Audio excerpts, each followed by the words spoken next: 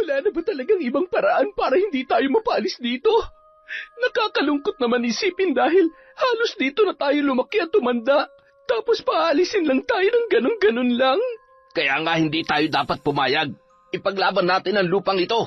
Hindi nila tayo mapapalis ng basta-basta. Pero ano nga bang magagawa natin? Sa kanila ang lupa at nakikitira lang tayo. Ay, Diyos ko! Paano na ba ito? Taon 1980, Kalangkang, Marinduque. Masayang naninirahan ang mga tao sa baryo Kalangkang, puno ng saya at pagkakaisa. Walang gulo at anumang alitan. Sa madaling salita, payapa ang pamumuhay ng mga naninirahan doon. Isa sa mga nakatira ay ang magtiyuhin na sina Christopher at Elena. Magkasundo ang dalawa sa lahat ng bagay at kung titingnan ay para na silang mag-ama. Mahal na mahal ni Christopher ang kanyang pamangkin na si Elena na tunay na anak niya kung paano niya ituring. Isinalba siya nito sa mga panahong lugmok siya dala ng pagkamatay ng kanyang asawa't anak dahil sa paglubog ng sinasakyang barko. Kasama na rin ang mga magulang ng dalaga kaya magmula noon ay silang dalawa na lamang ang nagdadamayan. Isang umaga, maayos na ba ang lahat? Yung mga palaro natin, yung mga pagkain, kumpleto na? Yung mga bata nandito na? Opo naman, Tiyo. Basta ako nag-asikaso, siguradong ayos yan. Ikaw talaga, oo. Ay, siya nga pala, Tiyo. Hindi raw makakarating si Kapitana. May biglaan daw kasi siyang kailangang puntahan, kaya tayo-tayo na lang daw po muna. Ganun ba? Di sige, ayos lang naman. Tayo na't simulan na natin ang pagdiriwang. Piyesta sa kanilang baryo nung araw na yon, kaya nagtipon-tipon ang lahat. Maraming mga palamuti sa paligid. May ingay ang mga bata at nagtatawanan na rin ang mga nakatatanda. May mga palaro at higit sa lahat, inaabangan na ng karamihan ang libreng pagkain.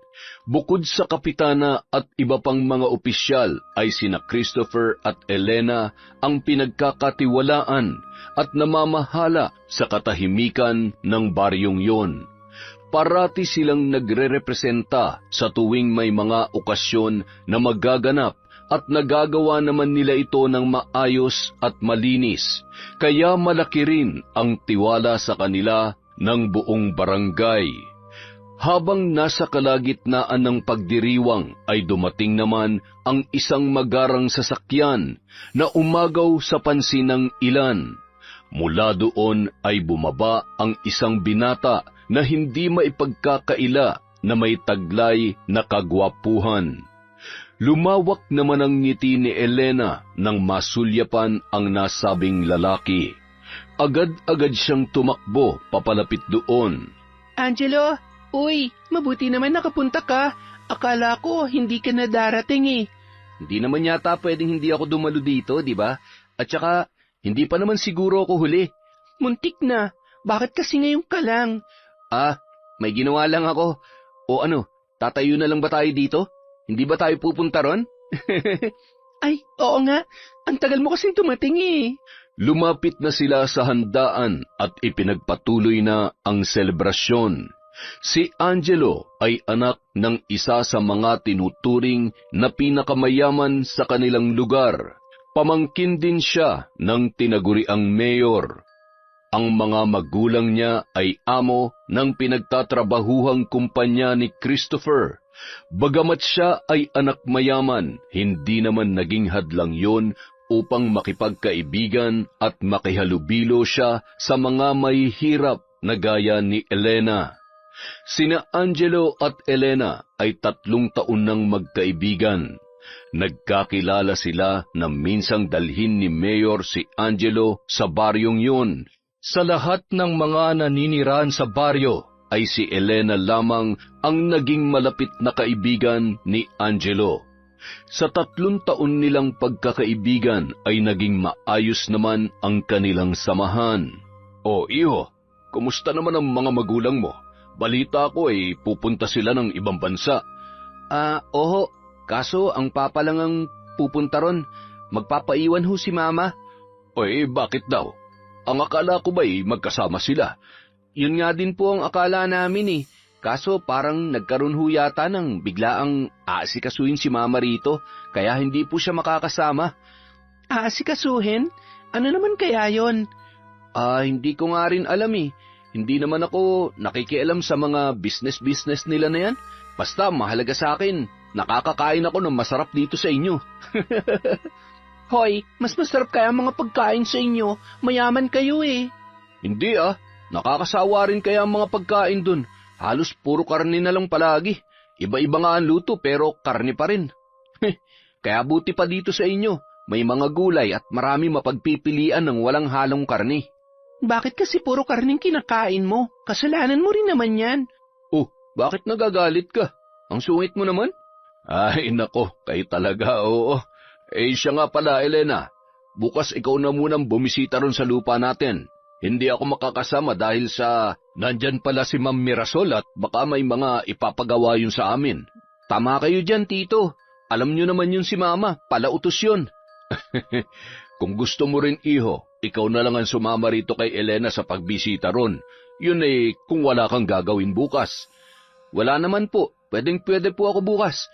Teka, mga ilang buwan na ba nung huli akong nakapunta dun? Mga 6 na buwan pa lang yun, Angelo. Oo nga, 6 months na rin pala.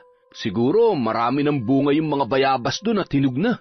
Hoy, hindi ka na bata para sa mga ganyan. Mahiya ka naman. Nakakatuwa talaga kayong dalawa. Para kayong mga aso't pusa. Basta bukas pagkatapos ng fiesta at nakapaglinis na, doon na kayo dumiretso, ha? Tumango na lamang ang dalawa. Pagkatapos ng selebrasyon ay umuwi na rin si Angelo. Kinabukasan, matapos maglinis sa isinagawang fiesta, ay sakto ang dating ni Angelo na agad din namang sinalubong ni Elena. Ano, tara na? Ano yung dala mo? Ito, pagkain. Baka kasi magtagal tayo dun. Mabuti na yung handa. Hay, sige na nga, tara na.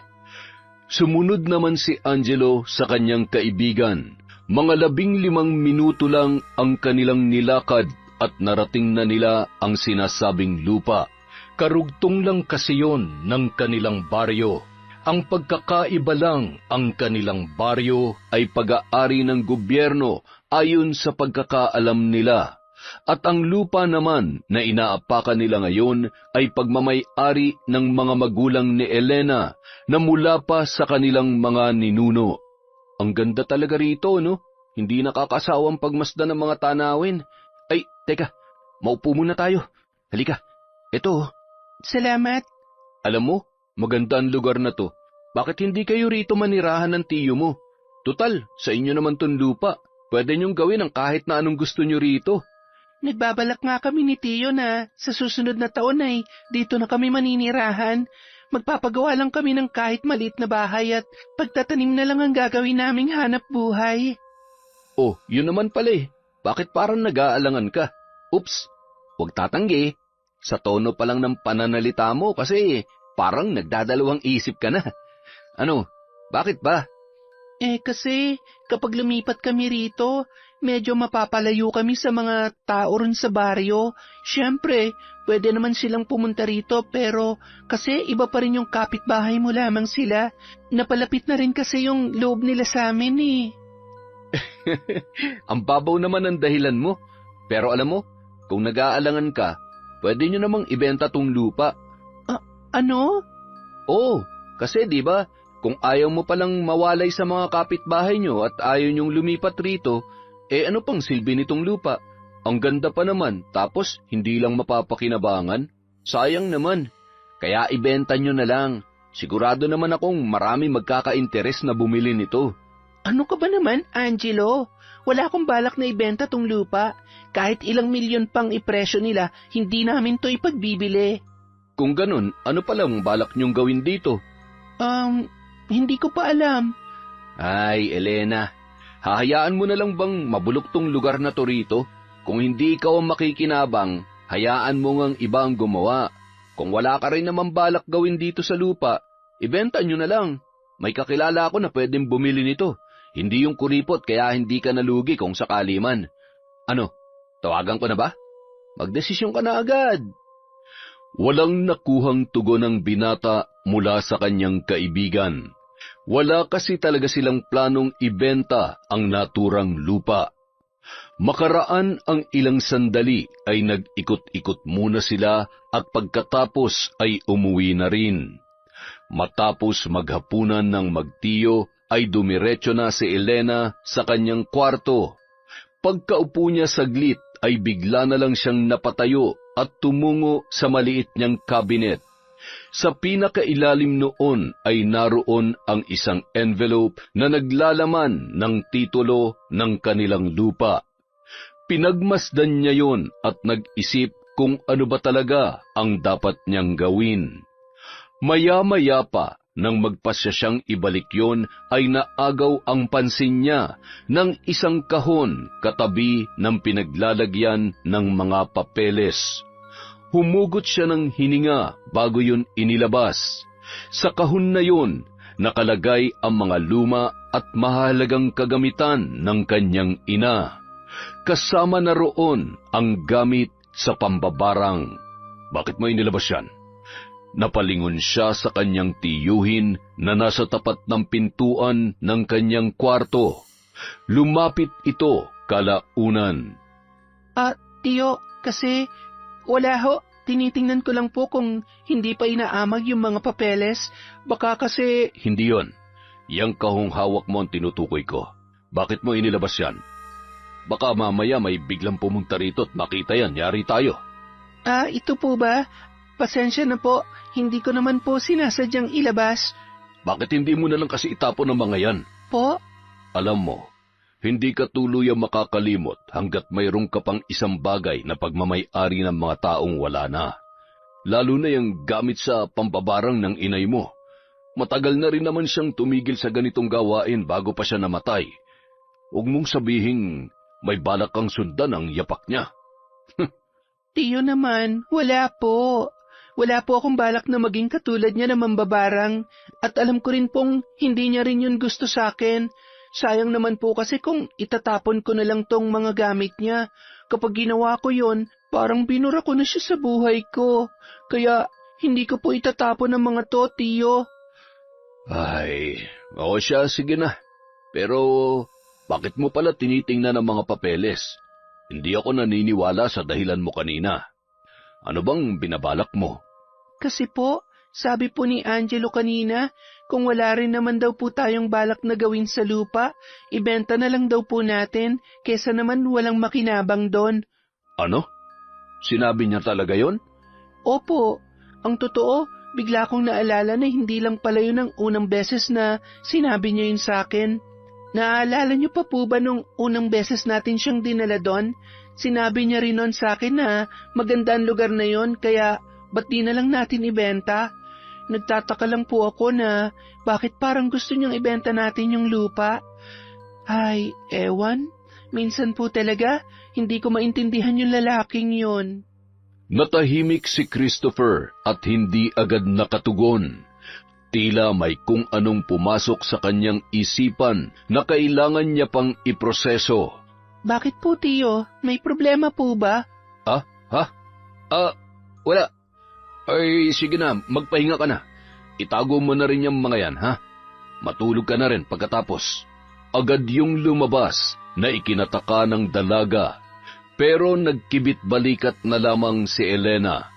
Matapos ibalik at ayusin ang mga kinuha niya ay humiga na rin siya para magpahinga. Kinabukasan, bumungad agad kay Elena ang kanilang mga kapitbahay na nagtutumpukan sa isang tabi. Tila mayroong mahalagang pinag-uusapan ang mga yon. Anong meron? Lumapit siya sa mga ito at nagtanong. Ang aga-aga naman po, nagchichismisan ka agad kayo? Ano po ba pinag-uusapan nyo? Mukhang seryoso po yan Ay nako, hindi mo pa ba alam, Elena? Ho? Ang alin po? Pinapaalis na tayo na may-ari ng lupang ito. May iniwang kasulatan kay Kapitana kaninang umaga na nagsasaad na pinapaalis na tayo dito. Pinakalat na yon sa buong baryo at ayon, hindi na nga magkaintindihan kung ano na ang gagawin ng mga tao. Pinapaalis ho tayo? Bakit daw ho? Hindi nga namin alam. Biglaan lang kasi ito. Binigyan lang tayo ng 2 linggo para humanap ng bagong matitirhan at makalis na. 2 linggo? Grabe naman po yun. Nasaan po ba si Kapitana? Naroon sa kanyang opisina. Kausapin mo. Subukan mong kumbinsihin na makiusap siya sa kung sino man ang nagpapaalis sa atin dito. Hindi na sumagot pa si Elena. Bagkus ay tumakbo na lamang siya patungo sa nasabing opisina ng Kapitana. Hindi na siya nag-abalang kumatok pa.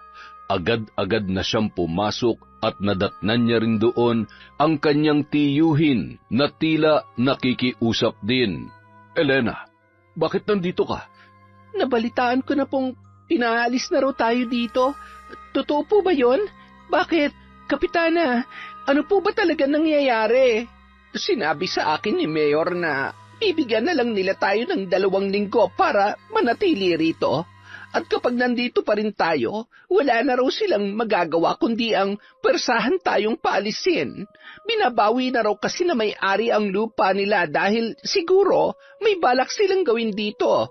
Pero di ba, gobyerno naman na may-ari ng lupang ito? At sa simula pa lang ay pinahihintulutan na nila tayong manirahan dito. Kaya paanong... Ay, nako. Hindi ko nga rin alam. At wala na rin naman tayo magagawa kundi ang lisanin na ang lugar na ito. Hindi po kami aalis at lalo na mga tao rito. Pakisabi po kay Mayor na papuntahin niya rito yung sinasabi niya may-ari para makausap namin siya. Kahit umabot pa ng 2 linggo yan, hindi kami aalis hanggat hindi siya nagpapakita rito. Hindi na naghintay pa si Elena na makakuha ng tugon mula sa Kapitana dahil agad na siyang lumabas ng opisina nito. Sinundan naman siya agad ng kanyang tiyuhin. Bakit gusto mong makita may-ari nito? Anong binabalak mo? At saka kung tutuusin, wala naman tayong dapat na ipag-alala kung paalisin tayo rito. Mayroon naman tayong sariling lupa. Pwede namang doon na lang tayo. Yun na nga po, tiyo eh. May mapupuntahan tayo pero yung mga kapitbahay natin, yung mga taong malapit sa atin, at lahat ng mga nakatira sa baryong ito, tiyak na wala silang mapupuntahan at kung meron man, yung ilan lang sa kanila at yung karamihan, sana sila pupunta, sana sila titira. Magpapalaboy-laboy na lang po ba sila, tiyo? Ay, naiintindihan ko naman na nagmamalasakit ka sa kanila. Ganon din naman ako, iniisip ko rin sila. Pero hindi na natin problema yon. Hindi mo na problema kung may mapupuntahan man sila o wala. Kahit na po, basta gusto ko pa rin makausap kung sino man ang taong yon. Dumiretso na ng lakad si Elena at hindi na hinintay pa ang kanyang tiyuhin. Kinabukasan, naging sentro ng atensyon ng mga taga-baryo ang isang magarang sasakyan na paparating. At bumaba mula roon ang isang maganda ngunit medyo may edad ng babae. Nakasuot yon ng mamahaling kasuotan. Teka, hindi ba yan ang ina ni Angelo? Bakit siya nandito? Baka naman gusto niya tayong tulungan. Tulungan? Baka naman sirain. Hindi niyo pa ba nahahalata kung sino siya? Ano bang pinagsasasabi mo riyan? Nanghuhusga ka na naman. Ewan. Bahala kayo riyan. Marami pang mga bulong-bulungan, narinig ng mayamang babae. Lumingon-lingon ito sa mga taong naroroon na tila may hinahanap. Ilang sandali pa ay dumating si Elena at nagulat din ito sa kanyang nakita. Bakit nga ba naroon ang nanay ni Angelo na si Mirasol? Napabuntong hininga ang dalaga at masama ang kutob niya sa kanyang iniisip. Oh, Elena, nariyan ka na pala. Ma'am Mirasol? Ako nga. Hindi mo man lamang ba ako papapasukin sa bahay ninyo? Ngumiti na lamang ang dalaga, saka inanyayahan ang ina ng kanyang kaibigan sa kanilang bahay at doon na sila nag-usap. Ano po bang sadya nyo dito, ma'am? Nabalitaan ko kasi na gusto mo raw akong makausap. Ho? Hindi mo pa nga siguro alam. Ako na may-ari ng lupang ito. Ang totoo niyan, balak ko rin sanang kausapin ka talaga. Kaya nang makatanggap ako ng tawag mula kay Kapitana na nais mo raw ako makausap, ay hindi na ako nag-alangan pang puntahan ka rito para makapag-usap na nga tayo ng maayos. Ano po ba yon? Pero bago po yon, gusto ko po munang malaman na kung kayo na po may-ari ng lupa, bakit niyo po kami pinapaalis dito? Ano po bang dahilan? At masyado naman po yatang biglaan. Ganun talaga ang buhay, iha.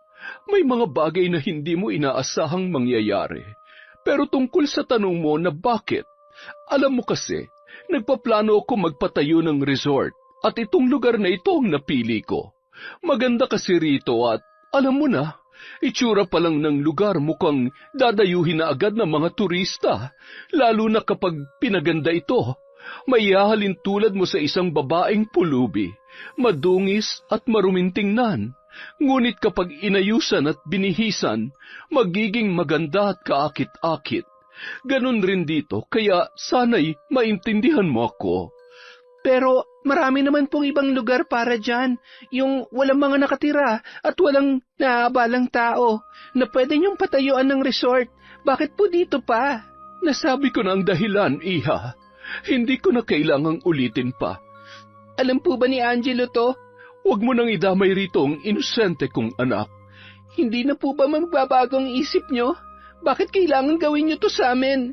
Si Angelo, napalapit na siya sa mga tao rito, kaya paniguradong hindi niya magugustuhan kung paalisin nyo kami. Ay, wala kang alam, iha. Ay, teka, gusto mo na bang malaman kung ano talaga ang sadya ko sa'yo rito? Ano po ba yon? Ang totoo niyan, malaking resort ang gusto kong ipagawa, at ang baryong ito ay hindi sapat para sa plano ko. Kaya naman naisipan kong bilhin rin ang katabing lupa nito na pagmamay-ari ng mga magulang mo. Hindi ba ang saya? Nang marinig yon, ay biglang nag-iba ang timpla ni Elena. Tila bigla siyang nanghina. Ano ho? Pati ang lupa namin bibilhin nyo? Seryoso po ba kayo? Mukha ba akong nagbibiro, Elena? Hindi po. Hindi po ako papayag. Magkanong halaga ba ang gusto mo? Name your price. Hindi ko po binibenta ang lupa namin, kaya makakaalis na po kayo. Business is business, iha. At gagawin ko ang lahat para makuha ang gusto ko, alang-alang sa negosyo ko. Hindi mo nga pala alam yon. Dahil isa ka lamang hampas lupa. Umalis na po kayo, bago pa mawala ang respeto ko sa inyo bilang tao at bilang ina ng kaibigan ko. Pag-isipan mong mabuti. Kung hindi kita madadaan sa pakiusapan, alam mo na ang kasunod nun. Mayroon ka lamang 5 araw para magdesisyon at sinisiguro kung kasabay ng pagbigay mo ng papeles ng lupa ay ang malaking halaga ng pera na matatanggap ninyo. Sige na, inaasahan kong hindi mo ako bibiguin. Kaibigan ka ng mahal kong anak. Pagkaalis ni Mirasol, napasalampak na lamang sa upuan ang dalaga at napasabunot pa sa kanyang sarili. Mukhang mas malala yata ang problema niya kumpara sa kanyang mga kapitbahay. Nagdaan ang mga araw, nanindigan si Elena na kahit na anong mangyari ay hinding-hindi niya ipagbibili ang kanilang lupa. 5 araw na rin ang nakalilipas at sa mga araw na yon ay patuloy siyang kinukumbinsi ni Mirasol sa pamamagitan ng mga tauhan nito. Minsan ay pinadadalhan pa sila ng masasarap na pagkain at kung ano-ano pa na maaari nilang magamit. Tinatanggap nila yon, ngunit ibinibigay lamang nila sa kanilang mga kapitbahay. Ang ilan din sa mga taga-baryo ay lumisan na, ngunit gaya ng inaasahan, mas marami talaga ang walang mapupuntahan kung sakaling aalis sila doon. Ang balak sana ng magtiyo ay iimbitahan nila ang lahat sa kanilang lupa para makapagsimulang muli, kaya lamang maging ang kanilang ari-arian ay pinag-iinteresan na rin ng mayamang babae. Pagkatapos ng 5 araw ay muling nagkausap sina Mirasol at Elena, ngunit hindi talaga pumayag ang dalaga. Naging dahilan yon ng pagkagalit ng matanda, kaya padabog itong bumalik sa sasakyan at nagsimulang mag-isip kung ano ang maaari niyang gawin. Isang umaga, nabulabog ang tahimik na pag-aalmusal ng magtiyo na magsisigaw ang isang lalaki mula sa labas. Agad-agad itong nilapitan ni Christopher. Oh, bakit? Anong problema? May nasusunog doon banda sa lupa ninyo. Kumakalat na ang apoy. Bilisan nyo!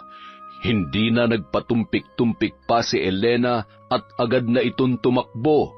Sumunod na rin ang kanyang tiyuhin at ang lalaki. Napatakip na lang ng bibig ang dalaga sa kanyang naabutan.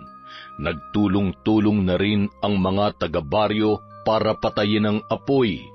Higit kalahating oras bago nila yung tuluyang naapula. Malawak ang napinsala ng sunog sa kanilang bukid. Ano raw ang pinagmulan ng sunog? Hindi namin alam, Christopher. Mabuti nga at nakita ng mga bata na naglalaro malapit dito na may nasusunog raw. Kaya sinabi agad sa amin at ipinaalam rin namin sa inyo. Nakakapanghinayang. Ang ganda pa naman ng lugar na ito tapos masusunog lang. Alam nyo, sa tingin ko talaga hindi ito aksidente o nagkataon lang. Mayroong nanadya na sunugin ito. Pero ang tanong, sino naman kaya yun? Sino pa ba? Di yung sakim na gustong bilhin ang lupa na ito at gusto tayong parisin dito sa baryo. Kung siya nga, hindi ako makapaniwalang magagawa ito ni Ma'am Mirasol. Alam nyo naman ang mayayaman. Mga ganid ang mga yan pagdating sa mga negosyo. Pera na lang kasi ang nagpapaikot sa kanila kaya kahit makagawa na sila ng masama, wala silang pakialam. Ay, dapat sa mga yan tinuturuan ng leksyon eh. Akala siguro nila porke mayaman sila, pwede na nila tayong apak-apakan. Pero ano nga ba magagawa natin? Wala naman, di ba? Mayaman sila, mahirap lang tayo. Bagsak ang balikat ni Elena na naglakad pabalik sa kanilang bahay. Hindi niya lubos maisip na mangyayari yun, at nahuhulaan niya na rin kung sino ang may kagagawan noon. Ilang sandali pa, napahinto ang dalaga nang harangin siya ng isang ginang at ng anak nitong batang lalaki. Elena, wala na ba talagang ibang paraan para hindi tayo mapaalis rito? Hindi ba talaga mapapakiusapan si Ma'am Mirasol? 1 linggo na lang kasi ang natitira na ibinigay niyang palugit sa atin. Saan na tayo pupulutin pagkatapos nito? Ay, wala kaming ibang mapupuntahan. Paano na kami? Napaiyak na lang din ang dalaga kasabay ng pagluha ng ginang. Labis siyang naaawa sa kalagayan nito. Batid niya na may sakit ang babae, kaya hindi niya mapigilang mag-alala. Pasensya na po kayo. Kahit din po ako, hindi ko na alam kung anong gagawin ko. Nalilito na rin po ako. Ate, kapag po ba umalis kami dito, hindi ko na makikita ang mga kararo ko. At saka ang inay, hindi po siya pwedeng mapagod. Hindi rin pwedeng maulanan dahil nagkakasakit po siya kaagad at umuubo po siya ng dugo. Ano na lang po ang mangyayari sa amin kapag umalis kami dito? Magiging pulubi na po ba kami, ate? Lalong bumuhos ang masaganang luha ni Elena sa mga tinuran ng inosenteng bata. Isang bata na nag-aalala para sa kanyang ina. Batid niyang hindi naman niya responsibilidad ang mga yon, pero bakit nga ba pakiramdam niya sa kanya nakaatang ang lahat? Bakit nga ba pakiramdam niya na maging ang problema ng mga taga-baryo, lalo na ng mga napalapit sa kanya, ay pasanin niya pa rin? Pasensya na po talaga kayo. Hayaan niyo po, gagawa po ako ng paraan. Hindi ko lang maipapangako pero gagawin kong lahat na makakaya ko para manatili tayo rito. Alam mo, Elena, napakabuti mong bata. Tunay ngang napalaki ka ng maayos ng mga magulang mo at nariyan din ang tiyuhin mo para gabayan ka. Pero sa nakikita ko, mukhang malaki rin ang problema mo at hindi ka na makapagdesisyon kung ano ang iyong gagawin. Ang may papayo ko lamang bilang nakatatanda. Minsan, hindi naman masama na unahin mo ang iyong sarili kesa sa iba, lalo na kung makabubuti yun para sa'yo. Huwag mo nang intindihin ang iba. Kami, sino nga ba naman kami para problemahin mo pa? May kanya-kanya tayong buhay at yung buhay mo ang unahin mo bago ang iba. Pasensya na kung pakiramdam mo, pasanin mo kaming lahat. Basta, magdesisyon ka na lang sa kung ano talaga ang gusto mo at sa tingin mo'y makakapagpasaya sa'yo sa huli. Sige na, uuwi na kami. Maraming salamat, Elena. Sige po, salamat po sa payo ninyo. Kaya lamang, hindi ko po alam kung paano gagaan ang loob ko. Nagdaan pa ang mga araw. Ang buong akala ni Elena ay hindi na muling mauulit ang nangyaring sunog sa kanilang lupa. Nasundan pa yon ng 2 beses. Nagpapadala rin si Mirasol ng mga tauhan sa baryo at kinakausap ang mga tao roon na umalis na. At sa tuwing nagmamatigas ang mga tao ay nananakit ang mga yon. Sinisira ang mga bahay, binubutas at maging ang mga pananim sa bawat bakuran ay pinagsisisira din nila. Hindi makalaban ang mga kalalakihan dahil armado ang pumupunta at may dalang baril ang mga yon bilang panakot sa mga taga-baryo. Paulit-ulit nilang isinisigaw na kapag hindi pa sila tuluyang umalis, ay mapipilitan na ang mga kalalakihan na gumamit ng dahas. Ngunit ano pa nga ba ang kanilang ginagawa? Hindi pa ba maituturing na karahasan ang pagsira sa kabuhayan at bahay ng mga taga-baryo? Kaya naman dahil doon, bagamat ang iilan ay walang mapupuntahan, napilitan na lang silang umalis dahil sa takot na baka sa susunod ay saktan na sila ng mga yon. Samantala, sa bahay ng magtiyuhin. Grabe na po ang ginagawa nila, tiyo. Hindi na po ito makatao. Pati yung mga inosente sasaktan na raw nila. Hindi ko akalain na ganyan pala kasama si Ma'am Mirasol.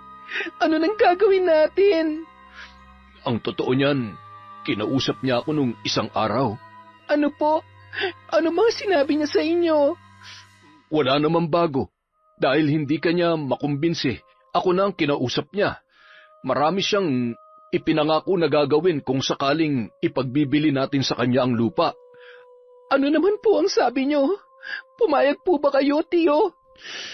Ay, nag-alok siya ng 500,000 para sa lupa at magkakaroon tayo ng libreng bahay sa loob ng 1 taon. Bibigyan niya rin tayo ng maayos na trabaho kaya hindi na natin kailangang problemahin ang mga gastusin. Tiyo, huwag niyong sabihin... Hindi. Mali ka nang iniisip. Hindi naman ako pwedeng magdesisyon ng ako lang. Pero, Elena, bakit hindi na lang natin ibigay sa kanya ang gusto niya para wala ng gulo?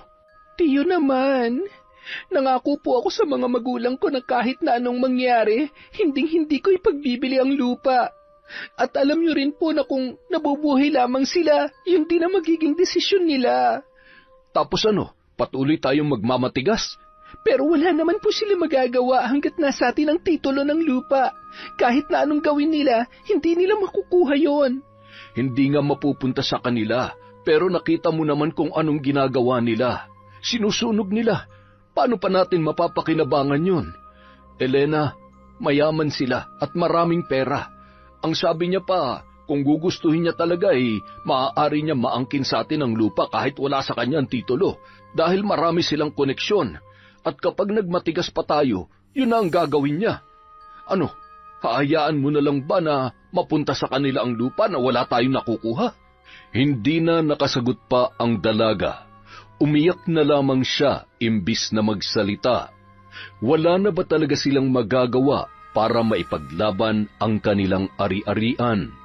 Pakiramdam niya ay wala na rin siyang kakampi dahil maging ang tiyo Christopher niya ay mukhang bumibigay na rin. Ano na ang dapat niyang gawin? At sino ang maaaring makatulong sa kanila? Si Angelo. Bigla na lang yun na isambit ni Elena sa gitna ng kanyang pag-iisip. Oo nga pala, nasaan na ba ang batang yon?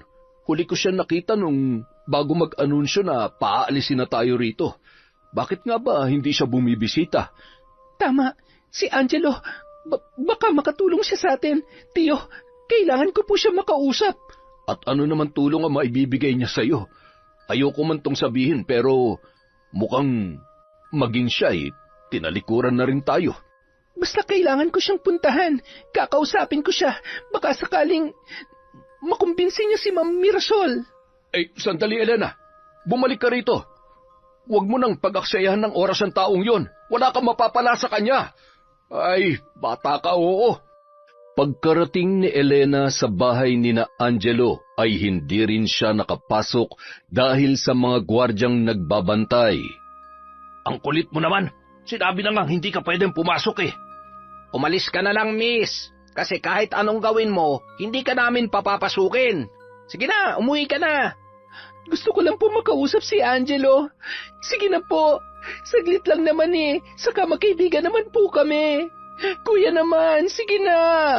Bawal nga kasi. Oh, ayan na pala si Sir Angelo Bumaba sa sasakyan ang binata at akmang lalampasan lang sana niya ang dalagang kanina pa naghihintay. Ano ba yon? Bakit ka ba nandito? Gusto sana kita makausap. Pwede ba? Napabuntong hininga na lamang ang binata. Bahagya silang lumayo sa dalawang gwardya upang hindi marinig ng mga tao ang kanilang pag-uusapan. Bakit hindi ka na bumibisita sa amin? Mahigit 2 linggo na yon Yan lang ba sasabihin mo? Alis na ako.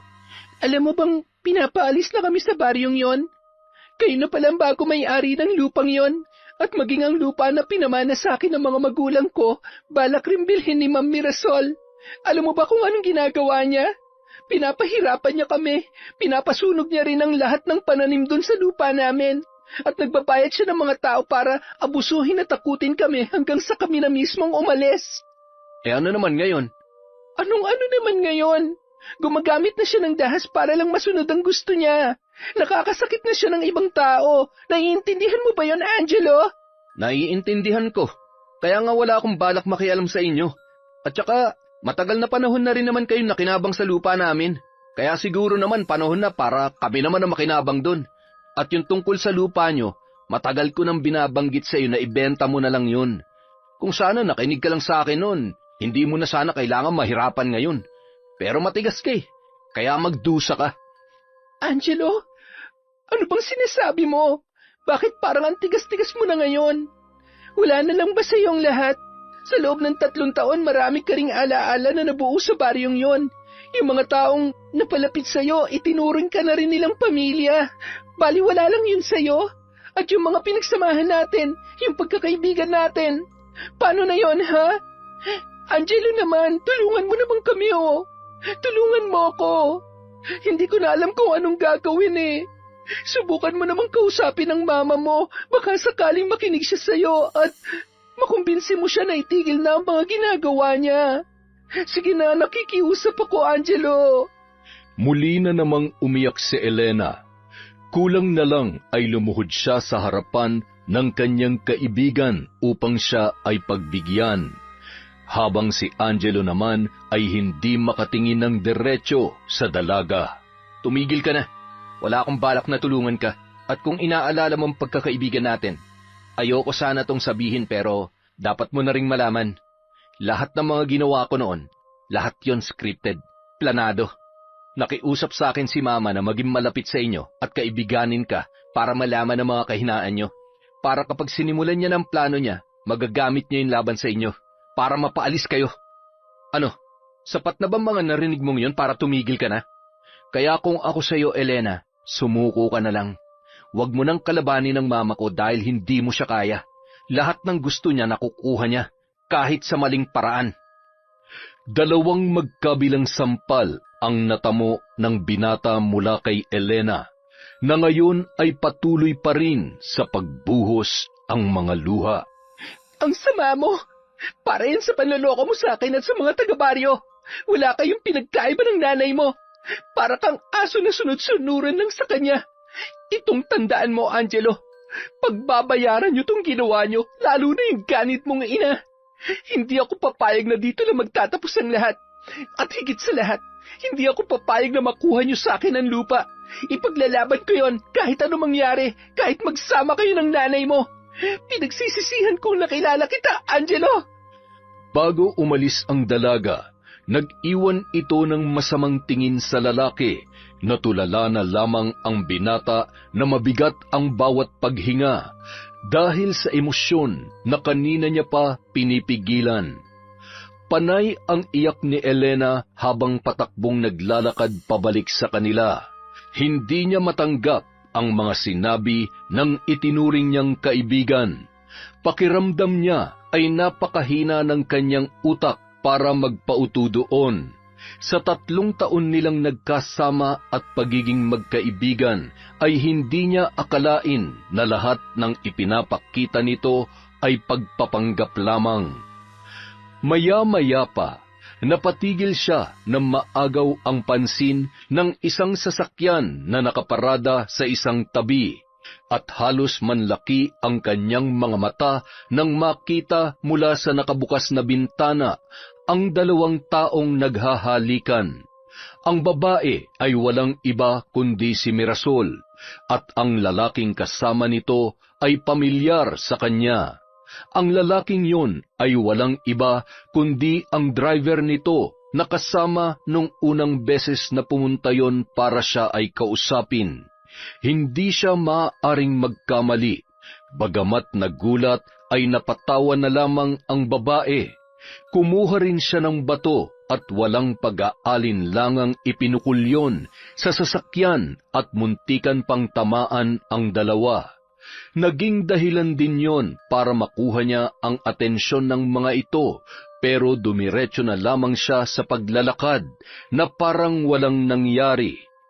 At gaya nga ng kanyang inaasahan, tinawag siya ni Mirasol kaya napahinto ang dalaga. Anong nakita mo, ha? Meron ba? Parang wala naman. Ang nakita ko lang ay kung gaano kawalang kwentang babae ang nanay ni Angelo. Imbis na mainis, ay natawa na lang si Elena nang sampalin siya ni Mirasol. Wala na siyang pakialam kung nagmukha man siyang walang respeto sa taong nakatatanda sa kanya. Masyado nang maraming nagawa ang babaeng yun sa kanyang buhay, kaya ang lahat ng respetong natitira para dito ay tuluyan nang nawala. Ang lakas ng loob mo magsalita ng ganyan. Sino ka ba sa akala mo, ha? Grabe ka. Ang tanda-tanda mo na lumalandi ka pa rin. Alam ba to ni Angelo o ng asawa mo? Malamang hindi. Hindi ka naman tanga para magpahuli. Hindi ka lang palaganit sa lupa. Malandi ka rin. Nakakadiri kayo. Bakas sa mukha ni Mirasol ang pagpipigil ng galit. Kulang na lang ay mamula ang kanyang pisngi dahil sa kanyang nararamdaman. Hoy, ikaw, ano bang gusto mo, ha? Ay, teka, huwag mong sabihin gagamitin mo ang mga nakita mo ngayon para lang hindi na ako magpumilit na bilhin ang lupa nyo at palayasin kayo. Ha, sa tingin mo, may maniniwala sa'yo? Wala. Kaya nga wala na akong balak magsalita. Pagod na ako. Gusto mo yung lupa, di ba? Eh di sa'yo na. Bukas na bukas rin dadalhin ko na sa'yo mga titulo nun. Tama si Angelo. Wala akong laban sa'yo kaya hindi kita lalabanan sa ganung paraan. Ano, masaya ka na? Mabuti naman kung ganon. Natauhan ka na rin. Maganda yan para hindi ka na mahirapan. Napakaganda niyo ho, Ma'am Mirasol. Ay, teka. Ano yung nasa buhok nyo? Patingin nga. Aray, ano ba? Sinasadya mo ba yon, ha? Ay, hindi ho. Nilinis ko lang po. May dumi kasi. Sige na ho, Magkita na lang tayo bukas para sa mga papeles at yung mga pinangako nyo kay Tio Christopher, siguruhin yung tutuparin nyo ang mga yon. Hindi na nag-abala pa si Elena na makakuha ng sagot mula sa kanyang kausap dahil agad na siyang umalis. Nang makalayo na ito, saka naman lumapit ang lalaking kasama ni Mirasol na kanina lang ay may distansya ang layo. Naniniwala ka ba sa kanya na hindi siya magsasalita tungkol sa nakita niya kanina? Mukha naman siyang seryoso. At saka, kahit naman magsalita siya, walang maniniwala sa kanya. Iisipin lang ng mga tao na sinisiraan niya ako dahil sa pagpapaalis ko sa kanila. Kaya wag mo nang problemahin yon. Halika na, bumalik na tayo sa bahay.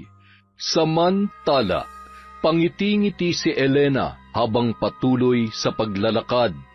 Kinuha niya mula sa bulsa ang nabunot niyang isang hibla ng buhok ni Mirasol. Paniwalang-paniwala ka naman na ibibigay ko sa iyo ang lupa. Kahit kailan, hinding-hindi mangyayari yon. Ngayon, ako naman ang kikilos. Hintayin mo ang ganti ko, Ma'am Mirasol. Nang makauwi sa bahay, ay agad na sumalubong sa kanya si Christopher. Tinanong siya nito kung ano ang nangyari, subalit hindi siya tumagon. Bagkus ay dumiretso siya sa kwarto at mula sa pinaglalagyan ay kinuha niya ang kahon na naglalaman ng mga kagamitan sa pambabarang. Inilabas niya ang mga yon at pinagsama-sama. Sumilip si Christopher sa kwarto at halatang naguguluhan sa kung ano ang nangyayari. Anong gagawin mo riyan? Bakit mo inilalabas ang mga yan? Elena, ano ba? Tinatanong kita, sagutin mo ako. Gaganti po ako sa Mirasol na yon. Sobra-sobra nang ginawa niya kaya dapat siya magbayad. At ano? Gagamitin mo mga yan? Nahihibang ka na ba? Hindi mo nga alam kung paano ang tamang paggamit niyan at kung anong proseso ang mga gagawin. Ano pong gusto niyong gawin ko? Hayaan na lang siya? Alam niyo ba, Tio, kung anong mga sinabi sa akin ni Angelo? At ang nalaman ko tungkol sa pinaggagawa ng babaeng yon? Bakit? Ano nga ba? Sabihin mo sa akin. At kapag sapat na dahilan yan para gumamit ka ng kapangyarihan ng dilim, hahayaan kita. Pero kung hindi, ibibigay mo yan sa akin at susunugin ko para wala nang makinabang sa mga yan. Naiintindihan mo ba, Elena? Si Angelo po. Lahat ng mga ipinakita niya sa atin noon, lahat yun pagpapanggap lang. Inutusan lang daw siya ni Ma'am Mirasol para maging espiya at malaman ang mga kahinaan natin. Niloko niya lang po tayo. Pinaikot at ginawang mga utu-uto. At si Ma'am Mirasol, ang babaeng yon, niloloko niya lang din ang asawa niya dahil may relasyon sila ng driver niya. Ano? May ibang karelasyon si Ma'am Mirasol? Imposible yan. Pero kitang-kita ko po, Tio. Naghahalikan pa nga sila eh. Maniwala po kayo sa akin. Kaya itong gagawin ko po, hindi lang ito para sa panloloko at pagpapahirap niya sa atin, kundi pati na rin sa panloloko niya sa asawa niya. Kaya hayaan niyo na po ako, Tio, nakikiusap ako. Hindi po ako matatahimik hanggat hindi ako nakakaganti sa kanya. Natagalan bago sumagot ang kanyang tiyuhin at nagdesisyon. O sige, sabihin na nating gaganti ka nga at gagawin mo yan. Pero paano? Gaya ng sabi ko kanina, wala kang alam pagdating sa ganyan. Paano mo gagawin yan, ha? Bahala na po, Tio. May libro naman po dito. Susundan ko na lang po yon kung paano ang tamang proseso. Ay, ako tong kinakabahan sa gagawin mo eh. Paano kung mahuli tayo? Paano kung malaman nila na tayo ang may gawa niyan sa kanya? Wala naman po silang magiging ebidensya at wala silang magagawa gaya ng sa kung paano tayo wala magawa sa mga pagpapahirap nila sa atin. Basta may plano po ako, Tio, at kailangan ko rin po ang tulong nyo. Sumang-ayon na lamang si Christopher at pinag-usapan nila kung ano ang gagawin. Halos buong gabi ring inaral ni Elena ang mga nakasaad sa maliit na libro. May mga lengguwahe roon na hindi niya maintindihan, ngunit ang iba naman ay kanyang nauunawaan. Hindi na siya nakatulog ng buong gabing yon. Batid niya na hindi yun madali. Nabanggit rin sa kanya noon ng kanyang ina na kung aaralin niya ang karunungang itim ay maaaring abutin siya ng ilang linggo o buwan. Depende sa kung gaano siya kabilis matuto at kapursigido. Ngunit sa kanyang sitwasyon ay hindi siya maaaring matagalan. Ilang araw na lamang ang natitira at patuloy na silang paaalisin. Kinabukasan, sinubukan na niyang gawin ang pag-orasyon. Hindi pa siya sigurado kung gagana yon dahil buong gabi pa lamang niyang pinag-aaralan. Ngunit sinubukan pa rin ng dalaga. Nagsindi siya ng mga kandilang kulay pula at ipinalibot yon kung saan gumawa ito ng hugis bilog. Inilagay niya rin sa gitna noon ang litrato ni Mirasol na sa tulong ng tiyuhing si Christopher ay nakuha nila yon. At itinabi niya ang isang hibla ng buhok sa litrato na nakuha niya nung sila ay nagkausap. Bumuntong hininga si Elena at pumwesto sa gitna ng hugis bilog na kandila at nagsimula ng mag-orasyon. Maya-maya, kinuha niya ang isang maliit na manika at 3 karayom. Inurasyonan niya yon at hinampas-hampas ng balahibo ng manok kasama ang litrato. Nang matapos ay humugot naman siya ng malalim na paghinga. Para to sa lahat ng ginawa mo sa akin, sa amin, at sa panloloko mo sa asawa mo. At sa unang pagkakataon, tinusok niya ng unang karayom sa tiyan ang manika na nagsisilbing si Mirasol. Nagkaroon din siya ng kakaibang pakiramdam. Pakiramdam na tila gumagana ang orasyon. Inulit niya pa ang pagtusok ng karayom hanggang sa nagsunod-sunod na yon at tila nakakaramdam na siya ng kakaibang kasiyahan. Pagkaraan ng ilang oras, rinig na rinig ni Elena ang usapan ng mga natitira pa sa baryo tungkol sa nasabing babae. Ayon sa mga ito ay bigla na lang daw ng hina at nawalan ng malay ang babae, kaya't agad itong isinugod sa ospital.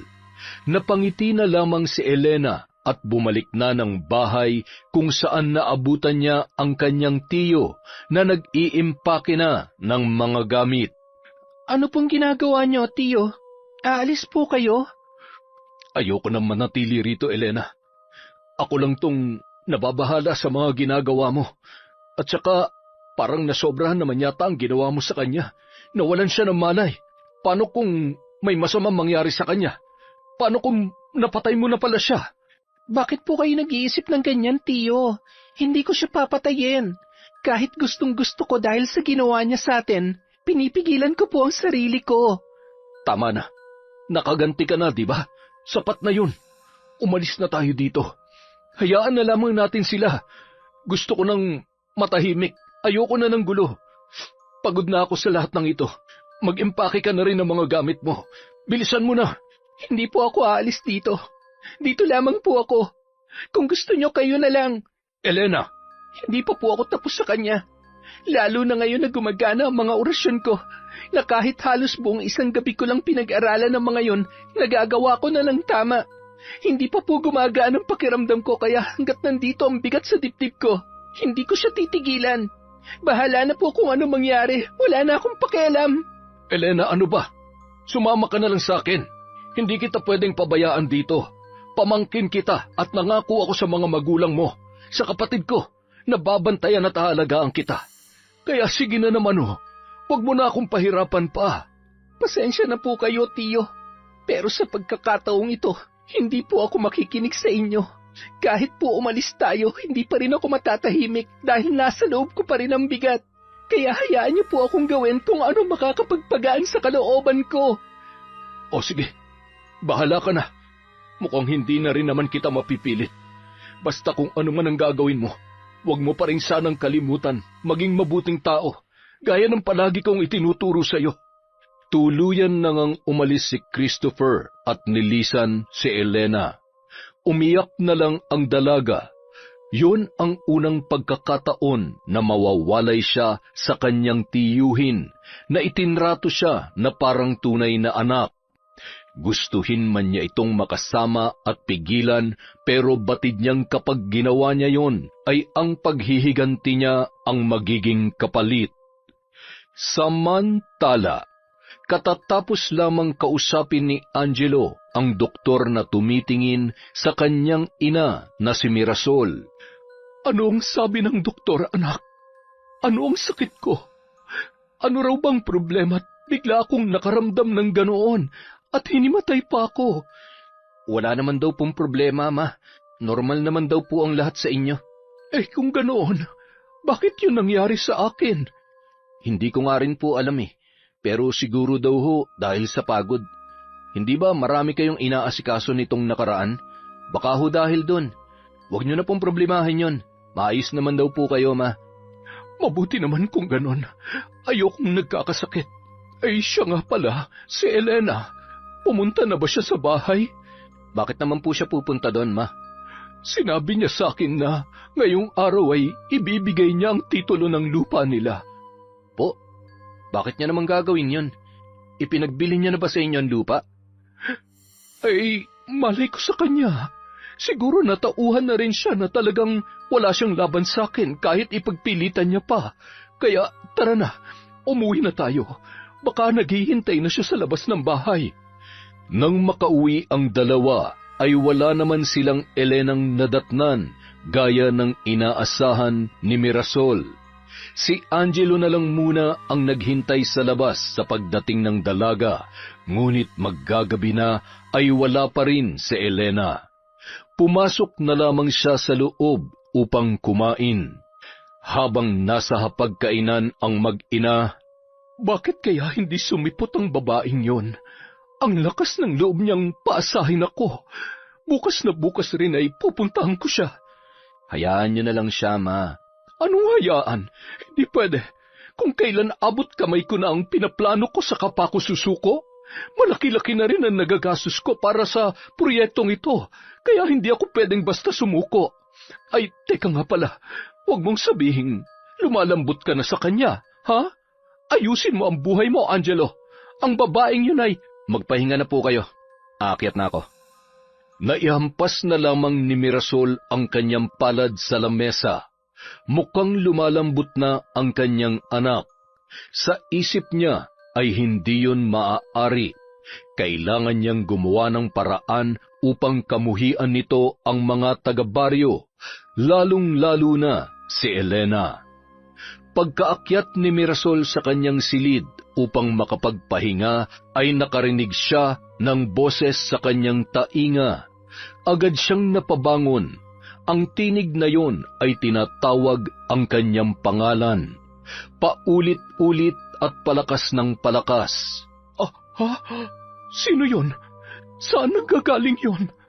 Tinakpan na lamang niya ang kanyang tainga upang hindi niya yon marinig. Ngunit nanunuot pa rin ang mga tinig. Patuloy pa rin siyang tinatawag ng kung sino man.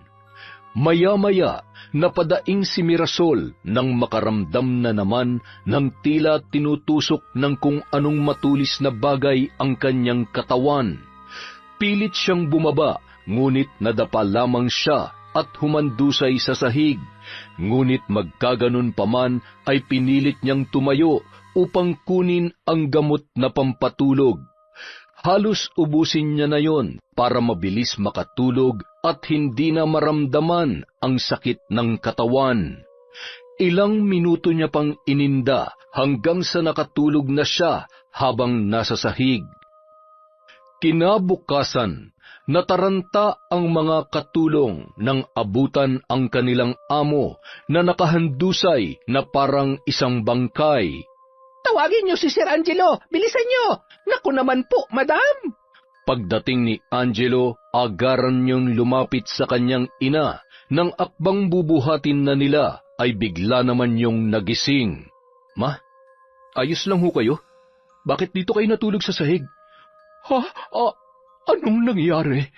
Ay, manaman, ano ba naman kayo? Ano ba nangyayari sa inyo?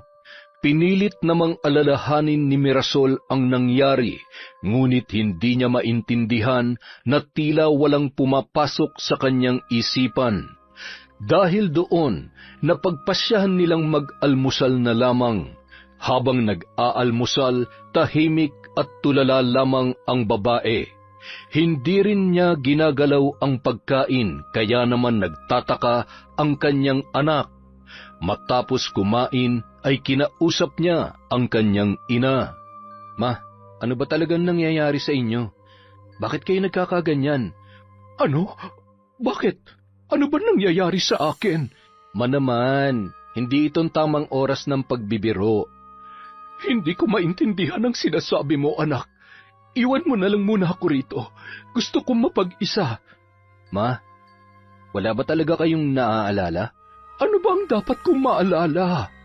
Ay, kahapon sabi nyo, bigla kayong nakaramdam ng sakit at nawala ng malay. Dinala namin kayo sa ospital para malaman kung anong problema pero wala naman daw. Tapos kaninang umaga, naabutan ka namin na natutulog sa sahig. Ang akala namin... Tapos ngayon, kanina pa kayo tulala. Wala rin kayong maalala sa mga nangyari. Ma, ano ba talagang problema? Para hong nawawala na kayo sa sarili ninyo. Hindi ko nga rin alam, anak. Pakiramdam ko, yun nga rin ang nangyayari sa akin. Bakit ako nagkakaganito? Teka, si Elena, pinantahan mo na ba siya? Kailangan natin makuha sa kanya ang mga... Angelo! Ma, bakit ho? Ano nangyayari sa inyo? Ma! Parang may kung anong tumutusok sa katawan ko, anak. At ang ulo ko, sumasakit. Angelo, anak! Sandali lang po. Tatawag po ako ng tulong. Makalipas ang ilang sandali, nakatulog na naman si Mirasol. Tumawag na naman sila ng doktor, ngunit wala ring pinagkaiba ang sinabi nito noong una. Kung wala hong sakit si Mama, bakit ho siya nagkakaganyan? Yung kanina, mukhang hirap na hirap talaga siya, Dok. Sigurado ba talaga kayong wala siyang sakit? Sigurado naman kami riyan. Kaya maging ako rin ay hindi alam kung ano nangyayari. O baka naman ho ano? Ay, ayoko man tong sabihin pero baka may sakit sa utak ang mama mo. Ano? Sinasabi niyo bang baliw siya? Hindi naman sa ganon. Pero hindi ba ang sabi mo, sumasakit ang ulo niya at pakiramdam niya ay may kung anong tumutusok sa katawan niya. Tulala, hindi makaalala at parang wala sa sarili. Pero wala namang kaming makitang problema sa lahat ng medical tests niya. Wala siyang sakit. Baka naman hallucination niya lang ang lahat ng yon. Baka sa dami niyang iniisip kaya siya nagkakaganon. Ibig niyo po bang sabihin may tsansa na mabaliw si Mama? Parang ganoon na nga. Kadalasan kasi, ganoon ang pinagmumula ng pagkasira ng isip ng isang tao hanggang sa mabaliw na. Ay nako. O siya, sige, mauna na ako. Tawagan mo na lamang ako kung sakaling magkakaproblema ulit. Sige po, salamat po sa pagpunta ninyo. Pagkaalis ng doktor, saka naman lumapit si Angelo sa natutulog niyang ina. Nag-aalala na ang binata para rito. Nais niya sanang tawagan ang kanyang ama upang ipaalam ang mga nangyayari, subalit batid niyang marami rin niyang ginagawa. Ayaw niya nang dagdagan pa ang mga isipin noon. Nagpasya si Angelo na tumungo sa baryo, ayon na rin sa kagustuhan ng ina upang makausap ang mga taga roon. Pinagtinginan pa siya ng lahat ng mga tao. Ano ba naman yan, Angelo? Akala pa naman namin ay kakampi ka namin. Pero kagaya ka lang pala ng nanay mo. Sunod-sunuran ka sa kanya. Ngayon ka lang rin namin ulit nakita rito ah. Bakit? Sa pilitan mo rin kaming paalisin? Sayang lang ang tiwalang binigay namin sa'yo. Pasensya na po kayo. Sumusunod lang po ako sa utos ng mga magulang ko. Bakit? Wala ka bang sariling... Hayaan niyo na po siya. Oh, Elena, nandiyan ka pa na. Mas mabuting hayaan na lang natin siya. Para kasi siyang aso na sunod-sunuran sa kanyang amo. Elena, pwede ba tayong mag-usap? Yung tayong dalawa lang? Pumunta sila sa isang lugar kung saan walang makakarinig sa kung anuman ang kanilang pag-uusapan. Nandito ako para sa titulo ng lupa. Ang sabi kasi ni Mama, balak mo na ro yun ibigay sa kanya. Ang kaso, hindi ka naman pumupunta sa bahay. Ang balita ko, nababaliw na raw ang mama mo. Totoo ba yon? Paano mo nalaman ng tungkol doon? Mabilis kasing kumalat ang balita, kaya hindi na bago yon. Lalo na kung tungkol sa mama mo na isang ganid at sakim sa lupa. Pwede ba wag mo siyang pagsalitaan ng ganyan? Bakit hindi? Totoo naman ang sinasabi ko ah. Sabihin mo nga, Elena, may alam ka ba sa nangyayari kay mama? Ikaw bang may gawa nun? Ano naman ang kinalaman ko doon? Kasalanan ko ba kung ano nangyayari sa kanya? Nandun ba ako para gawin yon? Huwag mong isisi sa ibang kabaliwan ng mama mo. Kung ano man ang nararamdaman niya ngayon, dapat lang yun sa kanya dahil masama ang ugali niya at malandi siya. Anong sinasabi mong malandi? Hindi mo alam? Sa lawahan ng mama mo. Ay, bakit ko ba sinabi? Mabuti pa ikaw na lang ang umalam. Tutal wala na akong pakialam sa'yo. Kakarmahin din siya at hihintayin ko na lang na mangyari yon. Ibang-iba ka na, Elena. Parang hindi na ikaw yung naging kaibigan ko. Kaibigan? Kailan ba tayo naging magkaibigan? Wala kasi ako matandaan na naging kaibigan ko ang isang gaya mo. Mabuti pa umalis ka na. Huwag ka mag-alala. Ipapanalangin ko ang mama mo na sana lumala pang kalagayan niya.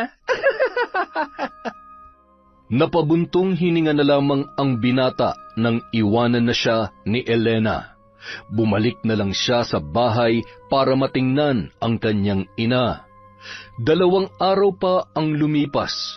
Nagpatuloy pa rin sa sitwasyong yon si Mirasol. Gabi-gabi na lang ay nakakarinig siya ng mga tinig na tinatawag ang kanyang pangalan. Nakakaramdam ng sobrang lamig sa katawan kahit na balot siya ng kumot. Minsan rin ay hindi na nakakakain sapagkat isinusuka niya lang ang lahat pagkatapos. Sa loob ng 3 araw na ganoon ay mabilis na namayat si Mirasol at nanghihina na rin ito. May mga pagkakataon pa na para na itong isang tunay na baliw. Hindi na rin alam ni Angelo kung ano ang kanyang gagawin.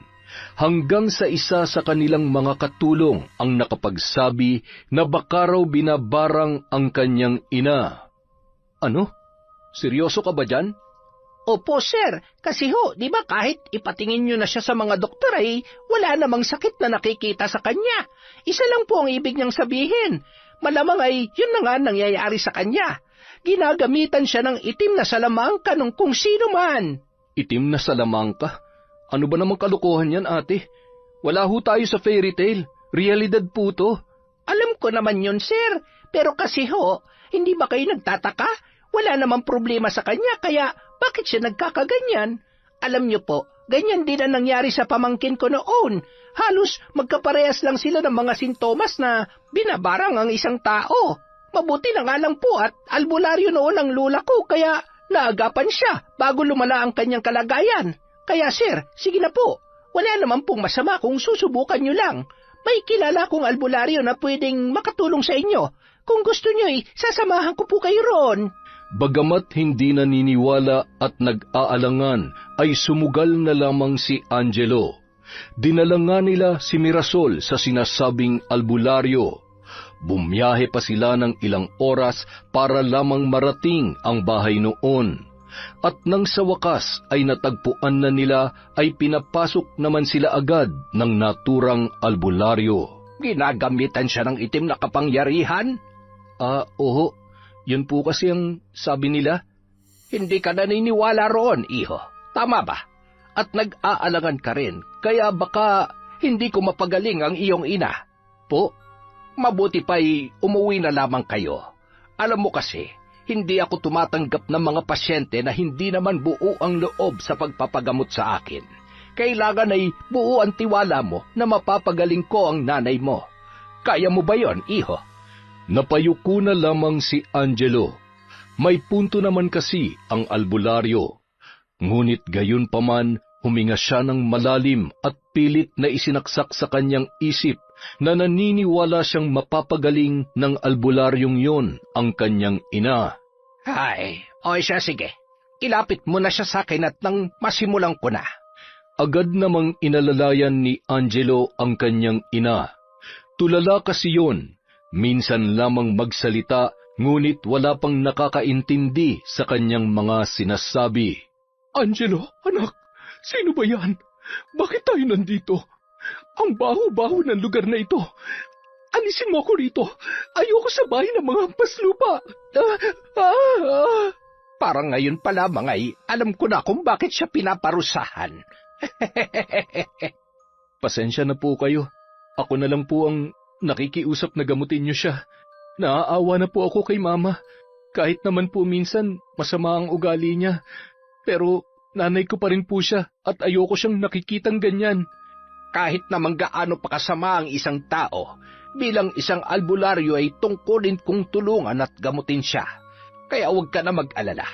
Pumwesto ka na muna doon at ako na ang bahala sa kanya. Pinanood na lamang ni Angelo ang ginagawa ng albularyo. Kumuha ito ng kung anong klaseng sanga ng puno na may mga kaunti pang dahon. Naglagay rin siya ng langis sa kanyang kamay at ipinahid yon sa noo ni Mirasol. Nang itapat ng albularyo ang kanyang palad sa noo ng babae, ay nagsimula na yung umusal ng dasal na walang ibang nakakarinig kundi siya lamang.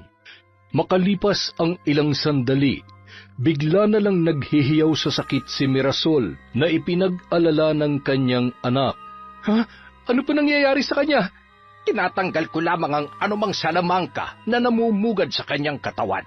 At nararamdaman kong ang nagpapasakit sa kanya ay baguhan pa lamang, kaya't madali natin itong magagawa. Napatango na lamang ang binata. Muling nagpatuloy ang albularyo, ngunit makaraan ang ilang sandali ay bigla na lamang itong tumalsik ng bahagya na muntikan pang mawalan ng balanse. Ayos lang po ba kayo? Nag-aalalang tanong ni Angelo na lalapit na sana, ngunit pinigilan lamang siya ng albularyo. Kahit palabaguhan lamang ang gumagawa nito ay malakas na rin siya. Pero huwag ka mag-alala. Marami na ako nakaharap na higit namang mas malakas sa kanya, kaya hindi mo ko kailangang alalahanin. Siya nga pala, iho.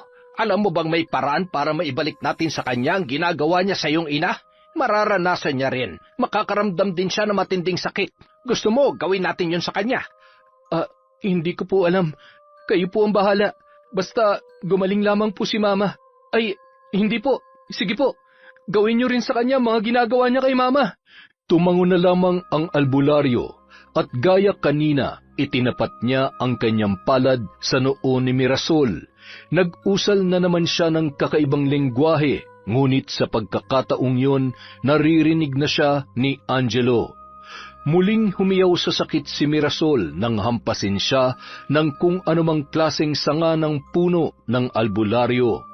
Ipinaghampas yon sa palibot ng kanyang katawan habang nagsasambit ng orasyon. Hindi naman napigilan ni Angelo na lumapit sa ina at hawakan ang kanyang mga kamay. Nandito lang po ako, Mama. Hindi ko po kayo iiwan. Tatang, akala ko po ba ibabalik niyo yun sa gumagawa nito kay Mama? Bakit po nasasaktan pa rin siya? Sa pamamagitan ng katawan ng mama mo ay nasasaktan na rin ang gumagawa nito sa kanya. Sandali, nais mo bang malaman kung sino siya? Maaari ko siyang kausapin. Kaya niyo pong gawin yun? Sige po. Inilapat ng albularyo ang dalawang daliri niya sa sintido ng babae at dahan-dahang pumikit. Ilang sandali pa ay nagsalita siya. Isang babae. Bata pa siya. Siguro ay mga kasing edad mo lamang. Mahaba ang kanyang buhok at puno ng pagkamuhi ang kanyang puso. Ginagawa niya raw ito dahil nais niya maghiganti sa mama mo, dala ng pagiging sakim nito. Naguluhan ang isip ni Angelo. Tila pamilyar sa kanya ang sinasabi ng albularyo. Babae? Kaedaran ko? Gumaganti siya? Hindi kaya si Elena? Yun raw ang pangalan niya. Si Elena? Paanong... Bakit? Kilala mo ba siya? Kaibigan siya ng anak ko. Ang babaeng bruha na yun. Siya palang may gawa ng lahat ng ito. Mama, ayos na po kayo? Wala na po ba masakit sa inyo? Medyo maayos na ako, anak. Sa pagkakataong ito, ang mambabarang na si Elena ang siyang naghihirap ngayon. Namimilipit na siya sa sakit dulot ng sarili niyang kagagawan. Magtatagal rin ng ilang araw ang paghihirap niyang yon. Kaya naman, Tama na po! Itigil na natin to! Hayaan na po natin siya! Huwag niyo na po siyang saktan! Hindi pwede, anak. Kailangang magbayad ang babaeng yun sa mga ginawa niya sa akin. Ang lakas ng loob niya. Kung tutuusin, kasalanan din po naman natin kung bakit niya ginawa yon. Hindi naman ho siya masama eh. Biktima lang din po siya. Kaya nakikiusap po ako sa inyo, Tatang. Binabawi ko na mga sinabi ko kanina. Huwag niyo na siyang pahirapan, pakiusap po. Hindi. Hoy, ikaw. Pahirapan mo ang babaeng yon. Babayaran kita kahit na magkano. Basta makita ko siyang... Tama na, Ma. Alam ko rin po ang totoo na niloloko niyo si Papa at maging ako na anak niyo. Ano bang sinasabi mo, Angelo? Nang sabihin sa akin ni Elena na salawahan kayo, nagtaka talaga ako, kaya nag-imbestiga ako. At doon ko nalaman na tama siya. Kayo ng driver mo, may relasyon kayo matagal na. Hindi lang si Papa niloko niyo, kundi pati na rin ako. Pero ipinagsawalang bahala ko muna yon dahil mas iniisip ko ang kalagayan niyo. Kaya nagpanggap akong walang alam. Akala ko pagkatapos nito matatauhan na kayo pero puro paghihiganti pa rin palang nasa isip niyo. Kailan ba kayo titigil? Anak, hindi ganoon yon. Mali ka nang iniisip. Tama na ho, pwede ba? Isa lang ang pakiusap ko, Mama.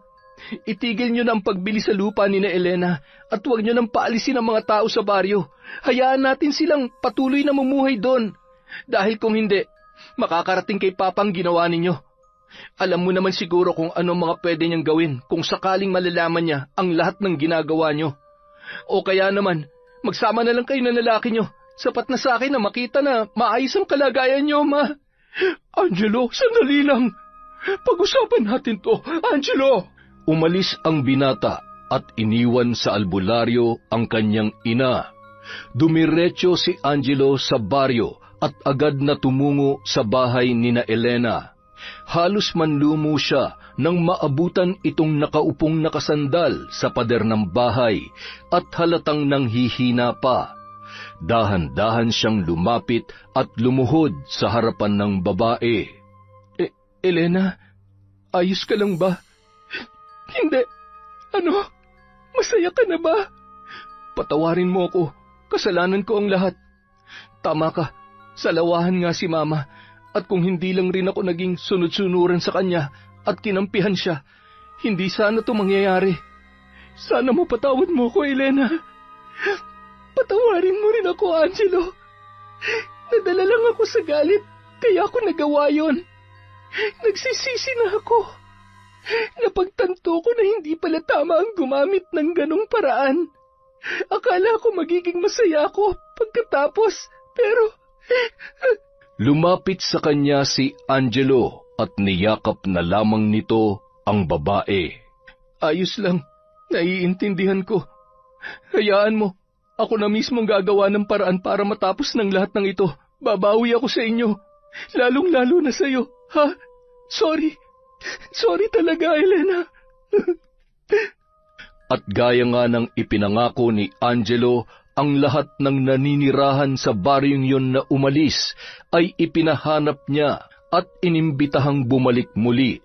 Sina Mirasol naman at ang lalaki nito ay magkasamang pinalayas sa kanilang bahay. Nalaman ng ama ni Angelo ang mga pinaggagawa nito at ang pag-ipot sa kanyang ulo. Kaya naman hindi ito nagdalawang isip na palayasin ang kanyang asawa nang walang kahit na anong dala mula sa kanyang kayamanan. Magkasamang umalis si Mirasol at ang driver at wala nang nakakaalam kung saan sila nagtungo.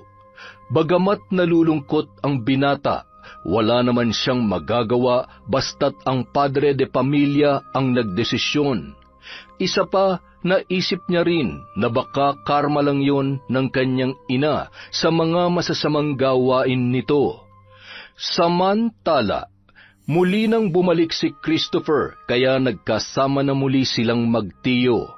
Muli namang nanumbalik ang pagkakaibigan nina Angelo at Elena. Nagkapatawaran na rin sila at lahat ng mga kinikilos nila ngayon ay wala ng halong pagpapanggap.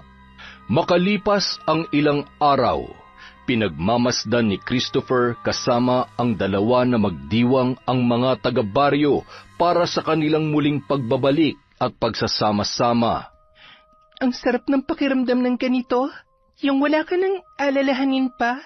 Sinabi mo pa, mas masaya pa to kaysa sa magkaroon ng girlfriend. Kayo palang dalawa. Ano bang balak nyo sa isa't isa? Po, anong ibig niyong sabihin, Tiyo? Jesus, ang ibig kong sabihin, wala ba kayong balak na, alam nyo na, higitan pa yung pagkakaibigan ninyo? Natawa na lamang sina Angelo at Elena habang namumula ang kanilang mga pisngi. Lalo na nang akbayan na siya ng binata. Nagulat pa siya nang bigla siya nitong nakawan ng halik at saka kumaripas ng takbo na agad niya namang hinabol para mabatukan. Yon! Napakaganda na naman po ng kwento natin. May kahalo pang love story. At syempre, meron tayong shout-out. Marami tayong utang. Simulan na natin. Huwag na tayong magpatumpik-tumpik pa. Number 1, shout-out kay Christine Azure. Hello po kay Jude Soriano. Hi kay Ann Pundano. Kay Mel Santarita. Hello kay Jennifer Sacris. Kay Roslyn Labajo. Kay Yena Bianan from Qatar. Hi po kay Lydia Lopez, kay Cataleja Soto, kay Tess Sumanting from Roma, Italia, kay Mami po from Doha, Qatar. Hello po kay Michelle Esperon, kay Marian de la Fuente, kay Mac Belcher, kay Sally Molina. Hello po sa Galedo family from Rai of Cabiao, Laguna. Hi kay Edgardo Fontanilla, kay Jeneline Mix Vlog. Hello po kay Lady Dam. Shout out kay Noemi Garcia Pabunan. Kay Dimples Yumi. Hello po kay Celso Benitez. Kay Gemma de Ocampo from Jeddah, KSA. Hi sa mga suki natin na si Almana Ong, Monica Nieves. Hello po kay Edgardo Mendoza, Antoinette Agonia, Mendoza family at sa mga katrabaho ni Melanie Berrudes sa KSA. Hi po kay Hannah Maylin Sesgundo. Hello kay I Love Resort Pinay, kay MGS14. Hi kay Kurt Mina, kay Michael J. Neones, kay Dimple Dimple. Sa Kakalda family from Corazon. Hi po kay Mami Mia, kay Angelica Jones Bonillo. Hello kay Monera Birwar, kay Chona Bainosa from Malaysia, kay Janet Cisneros, kay Filipina Palsario. Hi kay Hannah Montero, kay Mardy Suzuki, kay Glenda Gilado from Malaysia, kay Tita Jinky Perez. Hello po kay Gemma Aquino, kay Chris Alcantara, kay Saiza Rivera or Avi from Taiwan, kay Kat Burglar Cutie, kay Jesses Colamar. Shout out po kay Josephine E.M., kay RV Tiong from Bataan, kay Christine Kim from Hong Kong. Hello po kay Ellen Keano, kay Lent TV2. Hi kay Sally Roldan, kay Jonah de los Reyes. Shout out po kay Jackie Lou Ponce from Singapore, kay Concepcion Nicolas, kay Minerva Concepcion at sa gwapo daw nilang mayor na si Vico Soto.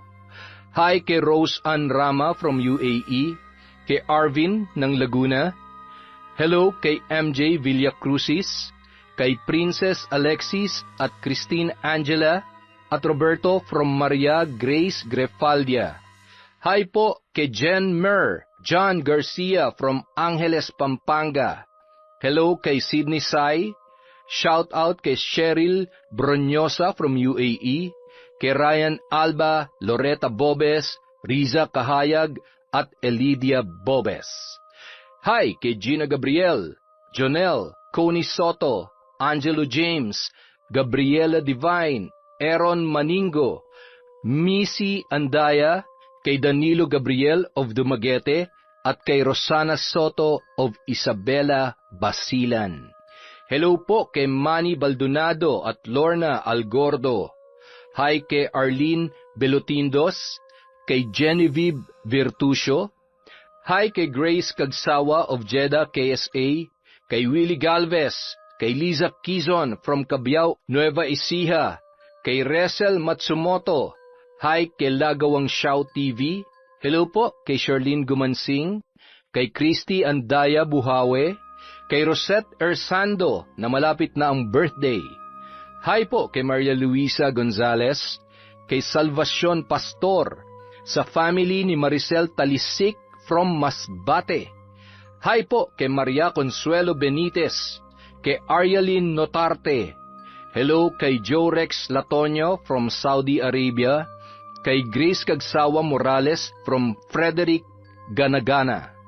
Hi kay Marilyn Ilagan from Qatar. Hello po kay Joel Marasigan from Sablayan Occidental, Mindoro. Shout out kay Rosalina Bogayong from Singapore, kay Elvira de los Reyes from UAE. Hi kay Honey Jane Engelia from Kuwait, kay Myla Lanon from Malaysia. Ang mga baker ng The Pastry Chef from Malolos, Bulacan, sina Omer Manlangit, Regina de la Cruz, Tin Santos, Paul Gumbalan, at si Rhea Sarmiento. Hi po kay Jerlyn Batal, kay Dinalyn Supapo, kay Jing Estrada. Hi kay Danica Dulnuan from Ilagan, Isabela. Hello po kay Jovelyn Nabartey, kay Vicky Yabut, Maria Ana Sabal. Hi sa Malakas family from Elvira Malakas. At syempre kay Michelle de la Cruz. Maraming salamat po sa walang sawang pagsuporta sa Kwentong Enteng. Kung nasan man po kayo, mag-ingat po kayo palagi, ingatan niyo po ang mga sarili niyo, magpalakas lang tayo, maging masaya, at walang negative. Mag-enjoy lang po tayo sa buhay natin, at maraming salamat ulit mula sa Kwentong Enteng.